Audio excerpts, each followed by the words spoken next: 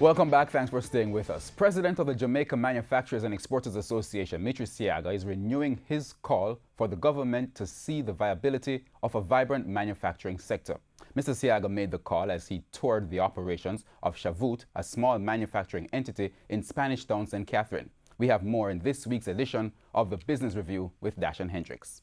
Here's a company that was not in existence 3-4 years ago. President of the Jamaica Manufacturers and Exporters Association, Mr. Siaga, in the aftermath of a recent tour of agro-processor Chavut International. The company started out in teas and expanded to castor oil, hosting the International Monetary Fund, the JMEA, the Bank of Jamaica, JAMPRO, and other government entities, showing off its progress in the short time it has been in operation. We moved from 2 employees, we have over 25 now.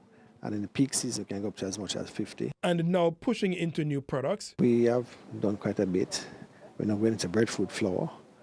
We have a contract. We're going to try to fill that starting next year, March. So we're just finishing up we're in the experimental phase, and the quality has been really good. So we're going to proceed, and that is what we're looking forward for in the near future.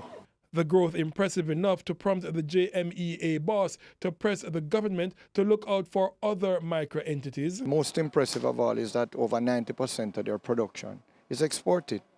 That shows me that the methodology that we need to adapt is to get these small micro companies. And 3 years ago, this was a micro company. Now they're a small company. We have got to put the things in place that are going to move them to the next level so that they can employ 500 people and be paying hundreds of millions of dollars in taxes. But continuing to lament the unavailability of capital for companies like Chavut to expand, Mr. Siaga called on the Industry Ministry to push through proposals to help. One such proposal is for unclaimed funds in dormant accounts to be tapped, but for Mr. Siaga, that process has been taking too long as far as we're concerned. It's taken too long, and we need some action now. Whether it is through the DBJ, whether it is through the unclaimed funds, or however the ministry sees fit to do it, whether it is through the Bankers Association of Jamaica, who we have also spoken to. We are less concerned about how it is done and simply that it is done. He says the government needs to get cracking so manufacturing can play its part, the sector adding 6,500 jobs since the start of the year, while not getting the favorable treatment of other sectors such as tourism or BPOs. And Mr. Siaga highlighting its resilience while against the odds as a proof that a little attention will go a far way. We are confident that we are correct, that the way to grow and build the economy is through our manufacturing. Without it, we're going to die. And I make no apologies for saying.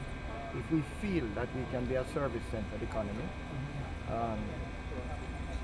time will tell, hopefully not to our own detriment. Now, we have tried other industries for many, many years, and they have not worked. They have not created the growth. I am saying it's time to give manufacturing a chance. For the Business Review, I am Dashan Hendricks.